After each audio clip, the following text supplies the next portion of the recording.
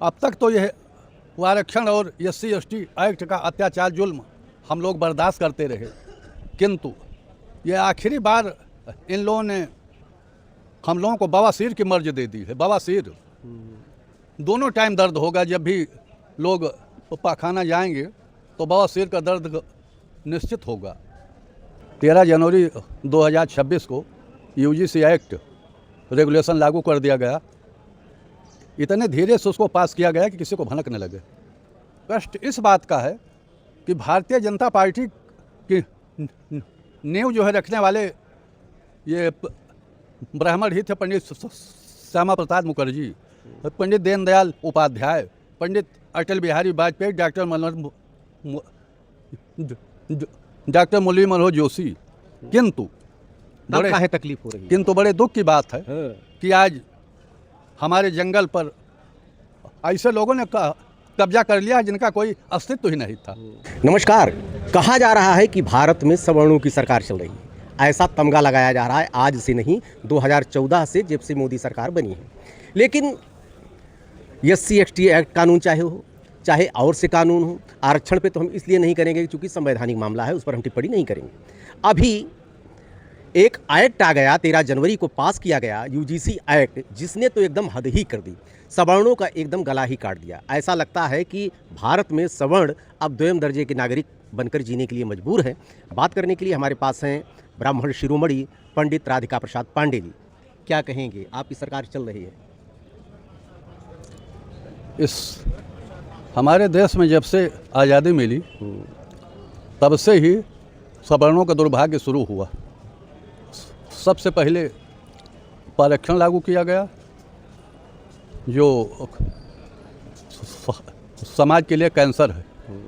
उसके बाद 30 जनवरी सन 1990 को SC/ST एक्ट लागू किया गया जो नासूर है। उसके बाद भी इनका जीना ही भरा सवर्णों का उत्पीड़न करके। 13 जनवरी 2026 को UGC एक्ट रेगुलेशन लागू कर दिया गया। इतने धीरे से उसको पास किया गया कि किसी को भनक न लगे। उसमें उसकी विशेषता है कि इंटरमीडिएट के बाद वो चाहे डिग्री कॉलेज हो, चाहे विश्वविद्यालय हो, चाहे वो IIT हो, चाहे वो मतलब IIM हो, चाहे इंजीनियरिंग हो, चाहे मेडिकल लाइन हो, जो भी वहाँ छात्र छात्राएँ पढ़ रही हैं सवर्णों की, उनके साथ किसी भी SC/OBC ने जरा सी किसी बात पर उनके खिलाफ शिकायत कर दी तो उनके खिलाफ मुकदमा भी कायम होगा और वो उस संस्थान से बाहर कर दिए जाएंगे, निकाल दिए जाएंगे। क्या इस तरह का प्रावधान हमारे देश के लिए उचित है? मुझे तो ऐसा लगता है कि वर्तमान सत्ताधारी राजनेतागण केवल सत्ता पाने के लिए संपूर्ण समाज को जातिगत विद्वेष के भंवर में ढकेल दे रहे हैं।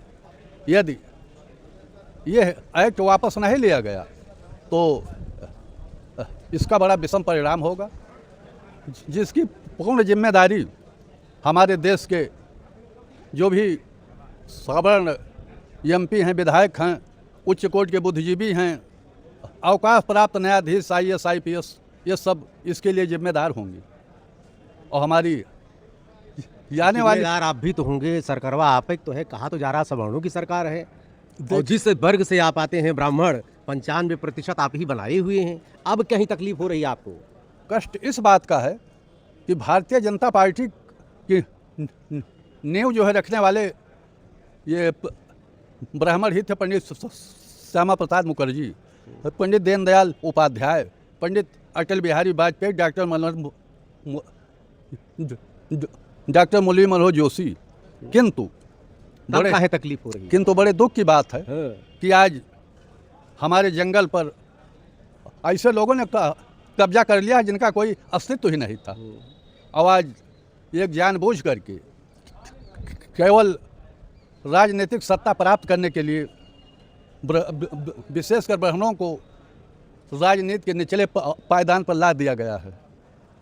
किंतु अब तक तो यह आरक्षण और SC/ST एक्ट का अत्याचार जुल्म हम लोग बर्दाश्त करते रहे, किंतु ये आखिरी बार इन लोगों ने हम लोगों को बवासीर की मर्ज दे दी है। बवासीर दोनों टाइम दर्द होगा। जब भी लोग पाखाना जाएंगे तो बवासीर का दर्द निश्चित होगा। ये बताइए, आपस में छात्र छात्राएं एक दूसरे के साथ फिल मिल करके बैठते थे। वहाँ SC OBC और जनरल का कोई भेद नहीं था। आपस में बड़ी मित्रता रहती थी, किंतु इन वर्तमान सत्ताधारियों ने ऐसा विषम बीज बो दिया है जो कि हमारे समाज के लिए नासूर बन जाएगा। और अगर यही दशा रही तो मुझे ऐसा लगता है कि आने वाला समय जो है ये बड़ा ही विषम होगा और हमारे जो ये सवर्ण जाति के छात्र हैं इनको यदि थोड़े से अवैधानिक मामले में या वैधानिक मामले में कहिए, अगर थोड़ी सी गलती पर भी इनको जेल भेज दिया गया या इनको संस्थान से निकाल दिया गया तो वहाँ से आने के बाद ये सब बच्चे अपराधी बन जाएंगे, जिसके लिए पूर्ण रूप से जिम्मेदारी वर्तमान सत्ता की होगी। आप क्या करेंगे आने वाले, क्या रणनीति आपकी है? अब हमने तो हमारे जितने भी MP हैं, विधायक हैं सवर्ण जाति के, इनको मैं आगाह कर रहा हूं कि यदि आपको अपनी भावी पीढ़ी बचाना है तो इस UGC एक्ट का खुलेआम विरोध कीजिए और इसको वापस कराइए। क्या चुनाव पे असर पड़ेगा? चुनाव पे तो आने वाला चुनाव यूपी में 2027 में है और 2029 में लोकसभा का चुनाव है। इसका इतना बड़ा असर पड़ेगा कि सत्ताधारियों की राजनीति जो है वो खतरे में पड़ जाएगी। जी जी। ये जिस मंसूबे से UGC एक्ट रेगुलेशन लाए हैं इनका मंसूबा फेल हो जाएगा, क्योंकि हमारे देश में एकता एवं अखंडता को जिसने भी प्रयास किया मिटाने का वो खुद मिट गया।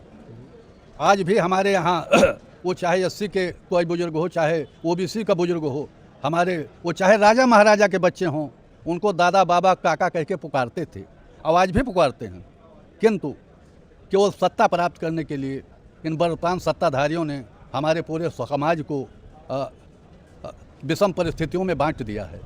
इसका परिणाम बड़ा ही दुखद एवं भयानक होगा और इसके लिए हमारी वर्तमान सत्ता ही जिम्मेदार होगी। आप हैं पंडित राधिका प्रसाद पांडे जी, आपका कहना है कि अगर सरकार नहीं जीती तो 2027 और 29 का जो चुनाव आ रहा है इसके परिणाम भयानक होंगे, यहाँ तक कि सत्ता पलट भी सकती है। देखते रहिए अयोध्या दर्पण। ढेर सारी शुभकामनाएं। धन्यवाद।